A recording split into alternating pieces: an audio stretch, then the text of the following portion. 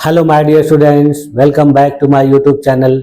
मेरे YouTube channel पर आप लोग का बहुत बहुत स्वागत है। डियर स्टूडेंट्स, आज की क्लास में हम लोग टीचिंग एप्टीट्यूड से रिलेटेड और जो महत्वपूर्ण बातें हैं उनका अध्ययन करेंगे। और सबसे महत्वपूर्ण जो चीज है वो है टीचिंग मॉडल्स, यानी किस प्रकार के टीचिंग मॉडल्स का उपयोग किया जाता है। तो हम लोगों को आज की क्लास में इन्हीं के बारे में पढ़ना है, जिसमें हम लोग 3 टीचिंग मॉडल्स के बारे में बेसिकली सुने हैं और जानते हैं। जिस आज की क्लास में पढ़ना है पेडागॉजी के बारे में, एंड्रागॉजी के बारे में और ह्यूटागॉजी। तो आइए चलिए देखा जाए कि ये टीचिंग मॉडल्स क्या होते हैं और इनसे क्या बेनिफिट होता है। जैसे देखिए इस इमेज में दिख रहा है कि पेडागॉजी जो होती है, देखिए छोटे क्लास के बच्चों के लिए होती है, बेसिक मॉडल होता है। तो इसलिए देखिए इसको दिखाया गया है कि लर्नर के लिए सबसे पहले मतलब सबसे फर्स्ट में इसी का उपयोग किया जाता है। उसके बाद देखिए एंड्रागॉजी का उपयोग होता है। एंड्रागॉजी जो होती है एडल्ट लर्नर के लिए होती है। जब बच्चे वयस्क हो जाते हैं तब वो इस प्रकार की टीचिंग मॉडल्स का उपयोग किया जाता है। और ह्यूटागॉजी जो है वो बहुत सीनियर स्टूडेंट के लिए, बहुत हायर क्लासेस के लिए, जैसे पीएचडी वगैरह जो करने वाले स्टूडेंट होते हैं उनके लिए होती है। तो इस प्रकार से विभिन्न प्रकार की इमेजों में देखिए दिखाया गया। देखिए यहाँ भी देख लीजिए, यहाँ देखिए जो लर्नर की ऑटोनॉमी होती है, ऑटोनॉमी का मतलब होता है स्वतंत्रता। देखिए यहाँ पर इसमें जो ह्यूटागॉजी होती है देखिए बहुत ज्यादा होती है, एंड्रागॉजी में थोड़ी उससे कम होती है और पेडागॉजी में एकदम कम होती है, क्योंकि यहाँ पर सब कुछ टीचर के अनुसार होता है। यहाँ पर लर्नर का जो उतनी आजादी नहीं होती। देखिए यहाँ पर जो देखिए इंस्ट्रक्टर का कंट्रोल देखिए बहुत ज्यादा होता है। फिर यहाँ पर देखिए एंड्रागॉजी वाला मेथड जो है इसमें कम होता है और ह्यूटागॉजी में बहुत ही कम होता है। यानी वहां पे थोड़ा सा उसको गाइड चाहिए बस, बाकी स्टूडेंट अपने आप सारा कुछ कर लेता है। उसी प्रकार देखिए इस प्रकार के इमेज में भी देखिए और भी क्लियर हो जा रहा है कि इसको देखिए पेडागॉजी को लेवल 1 माना जाता है, इसको देखिए लेवल 2 माना जाता है, इसको लेवल 3 माना। देखिए इंस्ट्रक्टर का जो कंट्रोल होता है यहाँ देखिए बहुत ज्यादा होता है पेडागॉजी में, और यहाँ पर देखिए बहुत कम होता है। यहाँ पर देखिए लर्नर की जो मैच्योरिटी होती है और ऑटोनॉमी होती है, स्वतंत्रता देखिए बहुत ज्यादा होती है। तो ये इस प्रकार से इन तीनों के बीच में बेसिक डिफरेंस है। इस प्रकार से देखिए इस इमेज में भी देख लीजिए, यहाँ पर देखिए जो पेडागॉजी मेथड होता है देखिए यहाँ पर टीचर के इंस्ट्रक्शन से सीखता है, और यहाँ पर देखिए यहाँ पर टीचर का इंस्ट्रक्शन भी होता है लेकिन उसको स्वतंत्रता होती है अपने तरीके से सीखने के लिए। और ह्यूटागॉजी में देखिए वो पूरी तरह से स्वतंत्र होता है अपने तरीके से सोचने, समझने, समस्याओं को हल करने। तो इस प्रकार से देखिए इसमें इमेज में पेडागॉजी, एंड्रागॉजी और ह्यूटागॉजी को दिखाया गया है। अब हम लोग इसके बारे में देखिए एक एक करके विस्तार पूर्वक अध्ययन करते हैं। जैसे देखिए सबसे पहले हम लोग पढ़ते हैं पेडागॉजी के बारे में।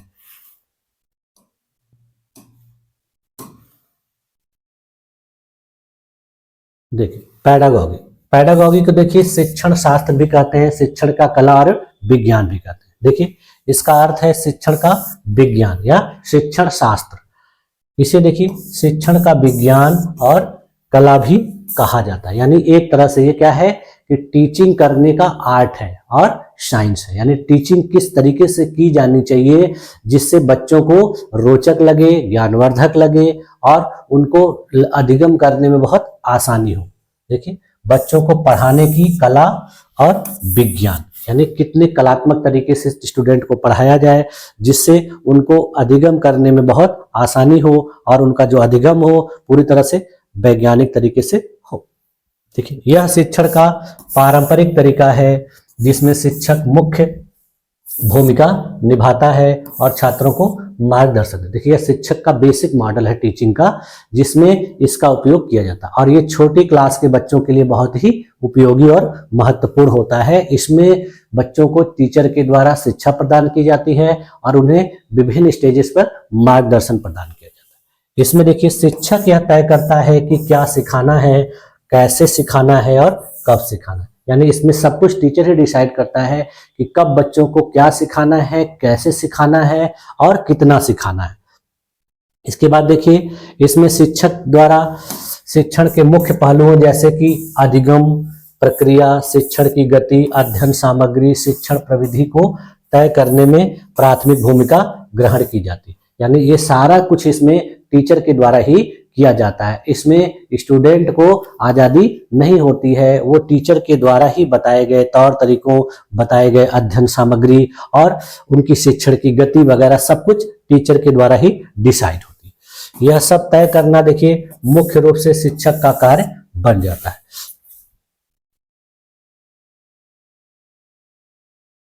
इसको देखिए, फ्रेडरिक हर्बर्ट ने वर्ष 1906 में अपने कार्य सार्वभौमिक शिक्षा शास्त्र यूनिवर्सल पेडागॉजी में शिक्षण के 5 औपचारिक चरणों का समर्थन किया था। यानी इससे रिलेटेड जो 5 चरण बताए गए थे फ्रेडरिक हर्बर्ट नामक मनोवैज्ञानिक के द्वारा बताए गए थे, और उस 5 चरणों को देखिए इन्होंने इस प्रकार से बताया। सबसे पहले इन्होंने कहा साधन रचना यानी प्रिपरेशन, यानी टीचिंग करने से पहले प्रिपरेशन।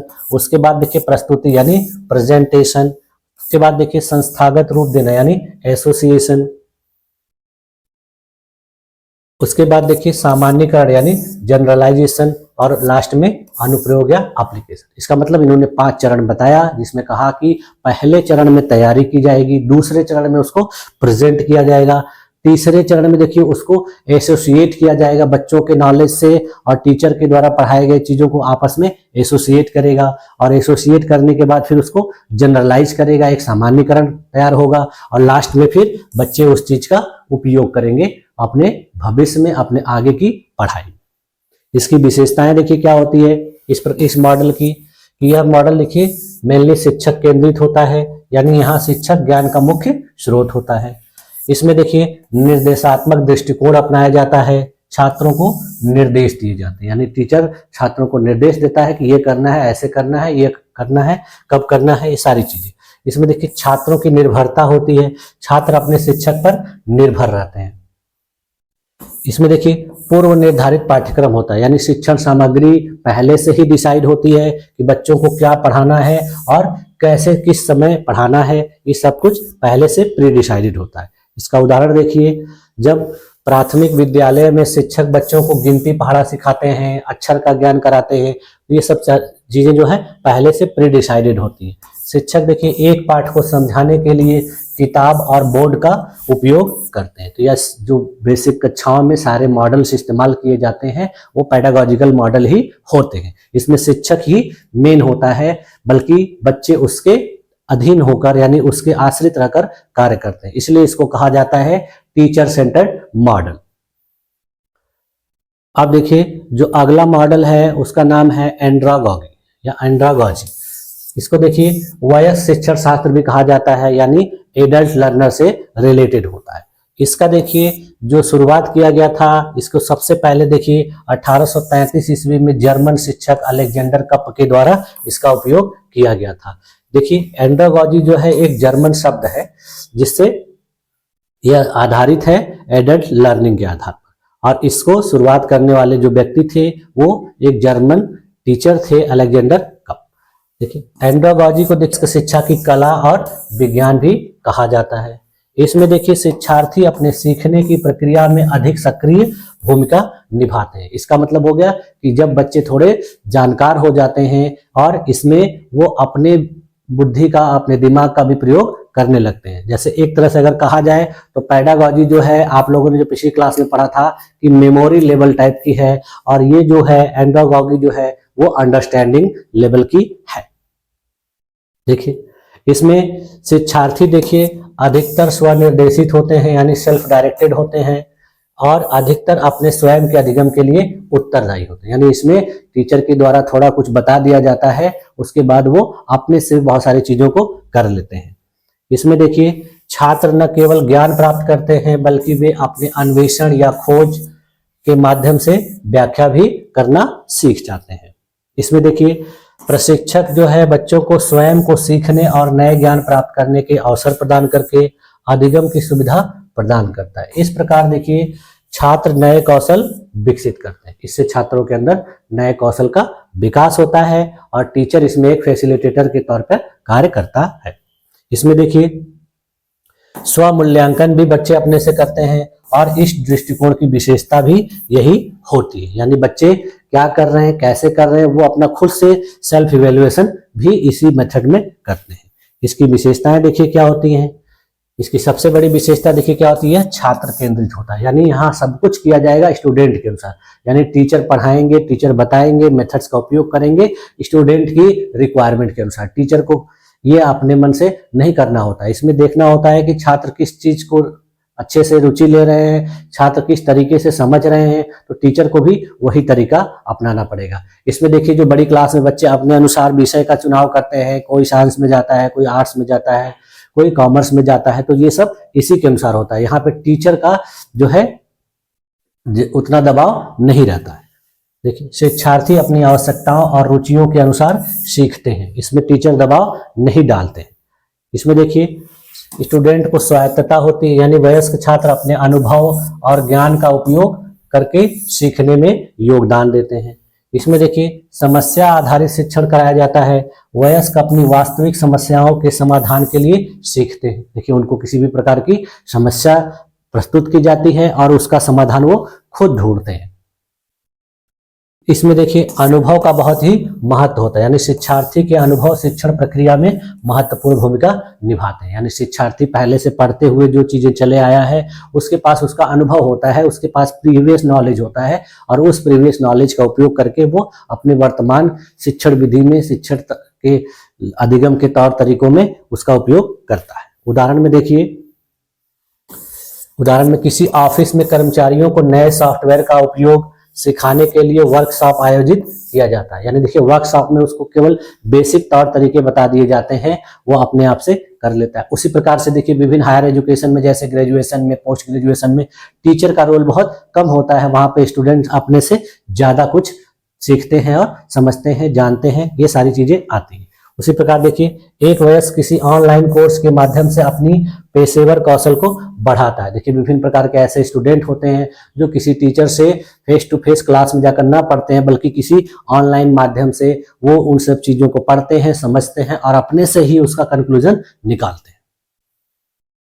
इसमें देखिए अब अगला जो है वो है ह्यूटागॉगी है, यानी ये देखिए बहुत ही उच्च लेवल, यानी रिफ्लेक्टिव लेवल का कहा जाए। और एक तरह से देखिए ये सब जो है क्लास में संभव नहीं होता है, इसके लिए किसी क्लास में जाने की जरूरत नहीं होती है।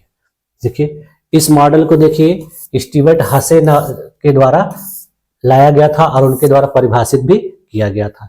एक तरह से यह देखिए पूर्ण रूप से स्वनिर्धारित अधिगम का मॉडल है। इसमें पूरी तरह से जो स्टूडेंट होते हैं खुद से ही अधिगम करते हैं और खुद से ही सेल्फ डायरेक्टेड होते हैं। देखिए यह स्वनिर्देशित डायरेक्टेड लर्निंग का दृष्टिकोण है, यानी स्वनिर्धारित और स्वनिर्देशित दोनों है। देखिए यह एंड्रागॉगी का विस्तार और पुनर्व्याख्या। ये देखिए एंड्रागॉगी से थोड़ा सा एडवांस लेवल का है। एंड्रागॉगी में भी स्टूडेंट अपने से स्वतंत्र थे, अपने तौर तरीकों का उपयोग करते थे, अपने तरीके से सोचते थे, लेकिन ये उससे भी और एडवांस है कि एंड्रागॉगी में टीचर की जो है उसमें जुड़ाव होता था स्टूडेंट से, यानी लेकिन यहाँ पर टीचर का एकदम कम जुड़ाव होता है, यानी टीचर बहुत ज्यादा रोल प्ले नहीं करता है। इसमें देखिए जो शिक्षार्थी होते हैं स्वतंत्र रूप से अपने सीखने के उद्देश्यों, संसाधनों और विधियों का निर्धारण करता है, यानी उनका किस प्रकार का उद्देश्य है, कौन कौन से संसाधन का उपयोग करेगा और किस विधि का उपयोग करेगा, ये सब कुछ स्टूडेंट ही डिसाइड करता है। यहाँ टीचर ये सब डिसाइड नहीं करता। इसीलिए देखेंगे आप लोग कि जब आप लोग पीएचडी करने के लिए सोचते हैं तो उसमें आपको सिनॉप्सिस बनानी होती है, तो उस सिनॉप्सिस में आपको है सारी चीजें मेंशन करनी होती है कि आप ये जो रिसर्च करने जा रहे हैं इसका क्या उद्देश्य होगा, इसके लिए आप कौन कौन सा संसाधन का उपयोग करेंगे, और आप ये रिसर्च जब करेंगे तो इसमें कौन कौन सी विधियों का उपयोग करेंगे। तो ये सारा चीज आपको खुद से बताना होता है, इसमें कोई टीचर आपको नहीं बताता। देखिए ये एक प्रकार से देखिए शिक्षण का एक नए युग का ढंग है, यह परिवर्तनकारी तकनीक है। एक तरह से देखिए मॉडर्न जो है तौर तरीका है, और यह चेंजिंग वाला यानी परिवर्तनकारी युग का एक बहुत बेहतर उदाहरण है। इसमें विभिन्न प्रकार की नई नई तकनीकों का उपयोग किया जाता है। यह देखिए छात्रों को आत्म खोज की गहन यात्रा पर ले जाता है, यानी इसमें छात्र अपने दिमाग का, अपने बुद्धि का, अपने अनुभवों का बेहतर उपयोग करते हैं, और जिसकी वजह से वो बहुत बेहतरीन चीजों को ढूंढते हैं और उसको रचना करते हैं। देखिए, यह अवधारणा स्व शिक्षा को बढ़ावा देती है जो औपचारिक शिक्षण से स्वतंत्र है। ये पूरी तरह से देखिए स्व शिक्षा को बढ़ावा देती है। इसमें जो लर्नर होता है वो अपने तरीके से सब कुछ डिसाइड करता है और उसका अपने जीवन में उपयोग करता है। इसे देखिए पीएचडी और अप्रेंटिसशिप के उदाहरण से जोड़ा जा सकता है। देखिए विभिन्न प्रकार के, मैंने अभी बताया आप लोगों को, जो पीएचडी करने वाले स्टूडेंट हैं वो इसी तरीके से पढ़ते हैं, और जो अप्रेंटिसशिप करते हैं यानी विभिन्न प्रकार के जो व्यावसायिक संस्थानों में, शिक्षण संस्थानों में जब कोर्स खत्म होने वाला होता है तो उनको अप्रेंटिसशिप कराई जाती है, तो उसमें भी इसी प्रकार का जो है लर्निंग किया जाता है। इसकी देखिए विशेषताएं क्या है कि यह स्वनिर्देशित शिक्षा का उदाहरण है। इसमें छात्र अपने सीखने की प्रक्रिया के पूर्ण नियंत्रण में होते हैं, यानी उनका अपना खुद पे पूर्ण नियंत्रण होता है। इसमें देखिए दृष्टिकोण जो है बहुत ही लचीला होता है, यानी शिक्षण के लिए कोई तयशुदा पद्धति नहीं होती। इसमें कोई पहले से प्री डिसाइडेड चीजें नहीं होती हैं कि उनको किस प्रकार से पढ़ना है, किस प्रकार से सीखना है, ऐसा कुछ भी नहीं होता है।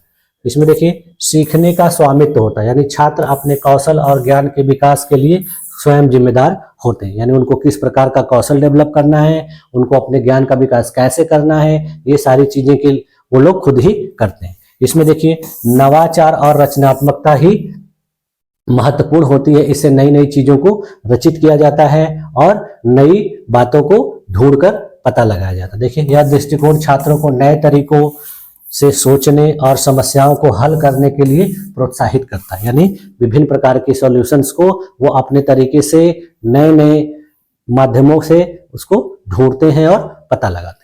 इसमें देखिए उदाहरण के रूप में देखिए कि एक व्यक्ति YouTube और ऑनलाइन संसाधनों की मदद से गिटार बजाना सीखता है। जब देखिए किसी व्यक्ति को गिटार बजाना सीखना है, कुछ भी सीखना है, तो वो किसी टीचर के पास न जाके बल्कि YouTube के माध्यम से उस चीज को अगर अच्छे तरीके से सीखता है, उसमें गलतियां करता है तो खुद से ही सुधार करता है, अपने आप को खुद मोटिवेट करता है। तो ये सारी चीजें इसी में आती हैं।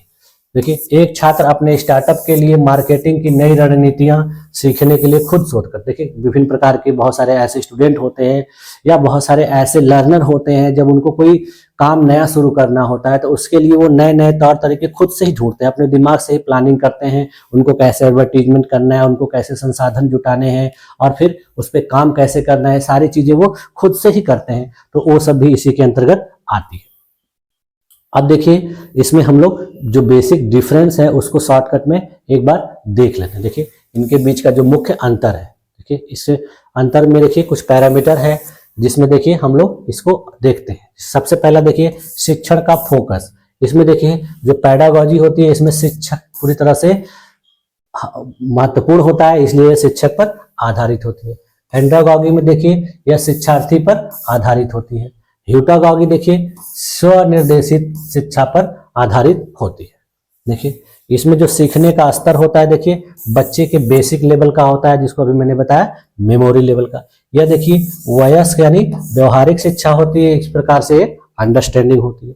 ये किसी भी उम्र के स्वयं सीखने वाले व्यक्ति के लिए होती है, इसीलिए पूरी तरह से रिफ्लेक्टिव लेवल होती है। इसमें देखिए जो अनुभव होता है वो अनुभव की आवश्यकता इसमें नहीं होती है। बच्चे छोटे होते हैं, उनको बहुत सारी चीजों के बारे में पता ही नहीं होता है, टीचर जैसा बताता है वो वैसा ही करते हैं। यहाँ पर किसी भी प्रकार के अनुभव की जरूरत नहीं होती। यहाँ पर देखिए स्टूडेंट अपने अनुभव का उपयोग करते हैं, यानी पहले की कक्षाओं में उन लोगों ने जो कुछ भी सीखा है अपने आगे आने वाली कक्षा में उसका उपयोग करते हैं। यहाँ देखिए वो अपने अनुभव से नई चीजें सीखते हैं, यानी यहाँ पर उसका उपयोग करते हैं, यहाँ अपने अनुभव से नई नई चीजें बनाते हैं और उसको सीखते हैं। इसका उदाहरण देखिए स्कूल की कक्षाएं होती हैं। इसका उदाहरण देखिए ऑफिस ट्रेनिंग या हायर एजुकेशन होता है।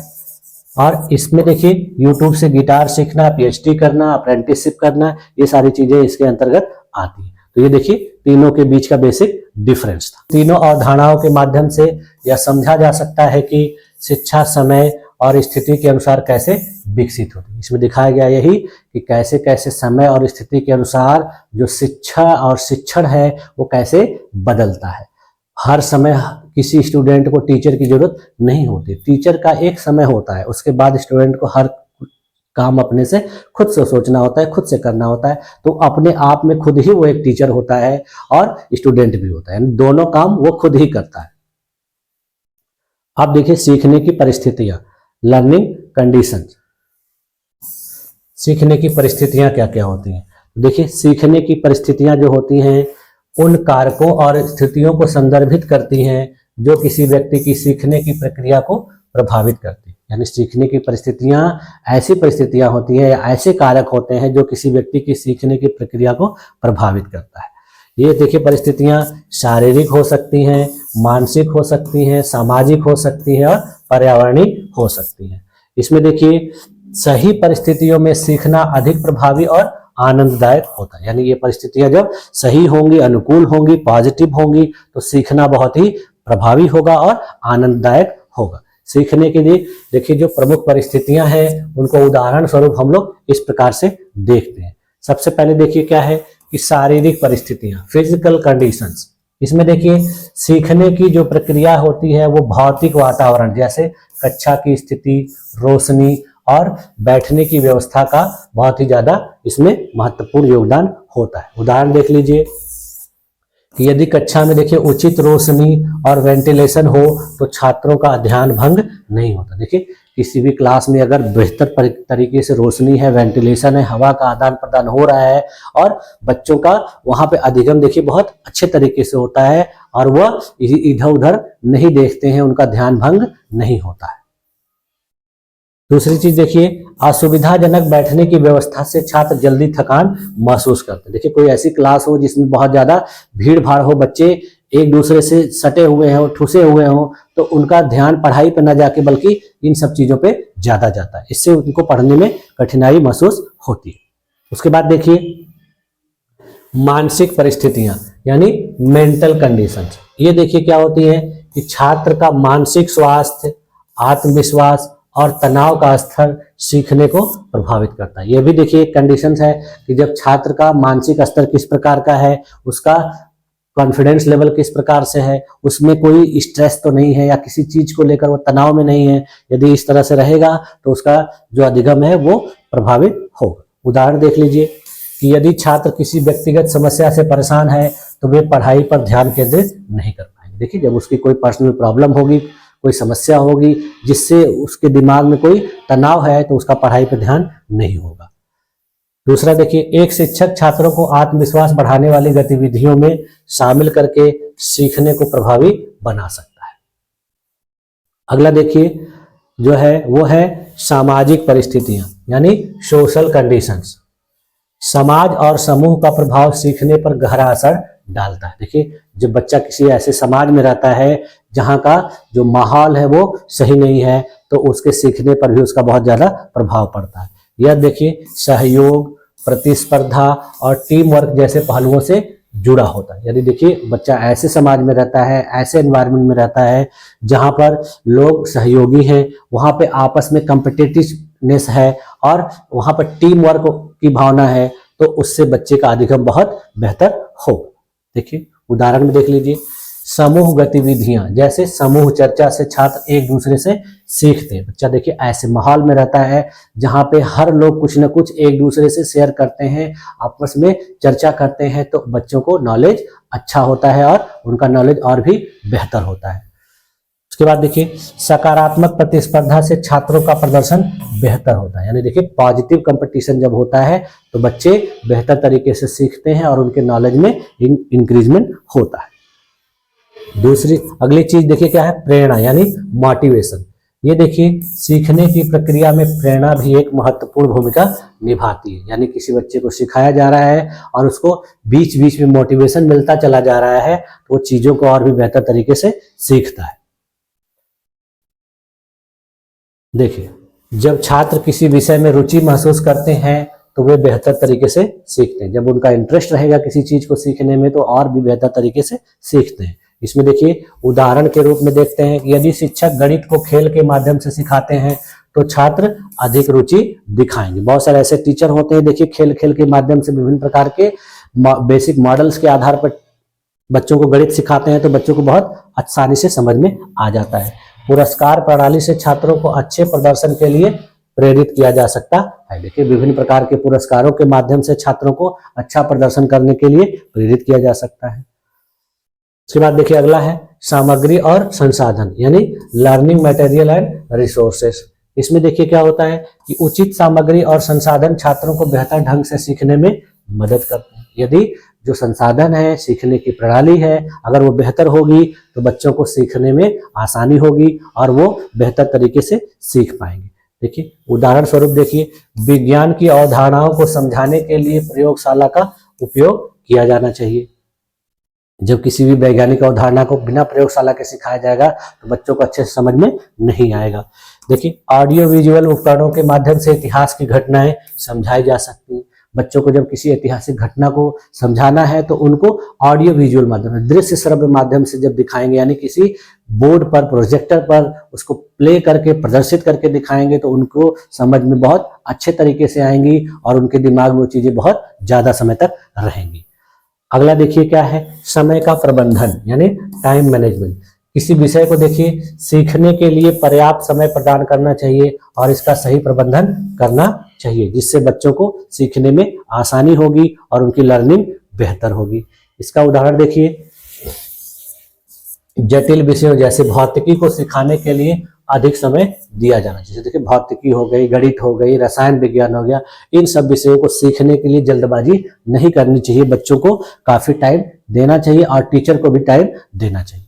देखिए छोटे छोटे ब्रेक के साथ पढ़ाई करना ताकि ध्यान केंद्रित रहे। कंटिन्यूअस देखिए लंबे समय तक नहीं पढ़ते रहना चाहिए, बीच बीच में ब्रेक करके पढ़ना चाहिए, जिससे जो है उनका ध्यान बहुत बेहतर तरीके से केंद्रित रहेगा।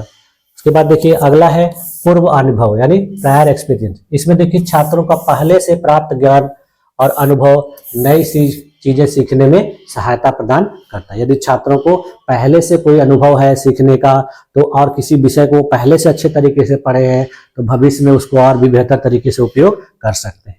उदाहरण देखिए, यदि छात्र को प्राथमिक स्तर पर सिंचाई का ज्ञान है तो वे जल संरक्षण की अवधारणाओं को आसानी से समझ सकते हैं। देखिए यदि कोई छात्र है, ग्रामीण परिवेश में रहता है तो उसको सिंचाई के बारे में ज्ञान है तो वो जल संरक्षण की अवधारणा जब उसको पढ़ाई जाएगी, समझाई जाएगी तो वो अच्छे तरीके से समझ जाएगा और उसको समझने में कोई कठिनाई नहीं होगी।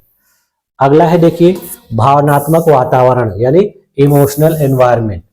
इसमें देखिए क्या होता है कि जब क्लास में देखिए सकारात्मक और सहयोगात्मक भावनात्मक माहौल रहता है तो सीखने की प्रक्रिया बहुत ही सरल और सुगम होती है। यानी जब आपस में बच्चे एक दूसरे का सहयोग करते हैं, एक दूसरे की भावनाओं को समझते हैं और आपस में पॉजिटिव तरीके से आदान प्रदान करते हैं तो वहां पर सीखने की प्रक्रिया जो है बहुत सरल होती है। देखिए उदाहरण में यदि शिक्षक छात्रों को डांटते हैं तो छात्र झिझकने लगते हैं। देखिए छात्रों को डांटने के बजाय क्या करना चाहिए, समझाना चाहिए। अगला देखिए क्या है, प्रोत्साहन और सराहना से छात्र अधिक आत्मविश्वास के साथ सीखते हैं। देखिए छात्रों को प्रोत्साहित करना चाहिए, उनकी सराहना करनी चाहिए। यदि कोई अच्छा काम कर रहे हैं तो उनको मोटिवेट करना चाहिए, जिससे वो बेहतर तरीके से सीखेंगे।